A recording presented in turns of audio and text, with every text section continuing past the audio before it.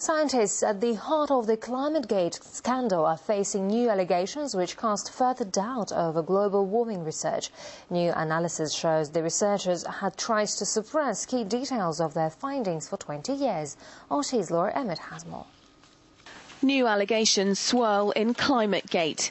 It began last November with an email leak at the University of East Anglia, suggesting that one of the world's foremost centres for climate research had been manipulating data to prove man-made global warming. Now, it turns out data manipulation has been going on since at least 1990.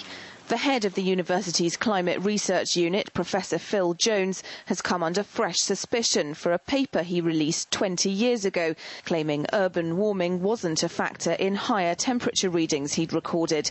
But he doesn't seem to be able to show where his information came from. That's really a disgrace. I mean, that data was paid for by public money, and so everyone should have access to it. If we're spending that kind of money to try and stop climate change, then the fundamental data should be available to anyone who wants to check. That same paper was used as evidence in the latest report from the UN Intergovernmental Panel on Climate Change. The panel's also come under fire recently for falsely claiming in one of its own reports that all Himalayan glaciers could melt away by 2035. The head of the panel has refused to apologise, calling the error an isolated mistake. Global warming sceptics say such occurrences mean we essentially know nothing about the climate. It means we do not have a reliable measure of how temperatures have changed over the last 50 or 100 years. We can say, well, you know, one year is warmer than the other, but the relative amounts, like 2002 compared with the 1930s, was it warmer, was it colder? We actually do not know. More worryingly, another case suggests the whole system of scientists reviewing their colleagues' work is corrupt.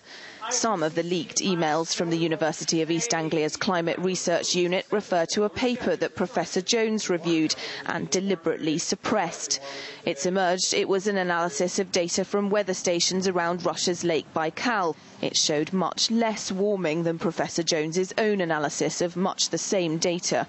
There's other things they've been doing which are also grossly unacceptable. Namely, they've been trying to prevent the publication of valid scientific opinion and research which goes against what they believe. And that is absolutely monstrous. They not only suppress the scientific opinion which they don't like and scientific research, they actively avoid commissioning work which I'm certain would have appeared in print, but for the fact that they've got a total grip and bias against anything they don't agree with.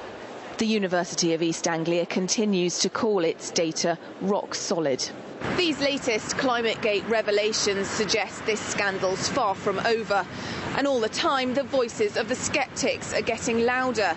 They're asking, if man-made climate change is such an unassailable fact, why does it have to be proved using manipulated data?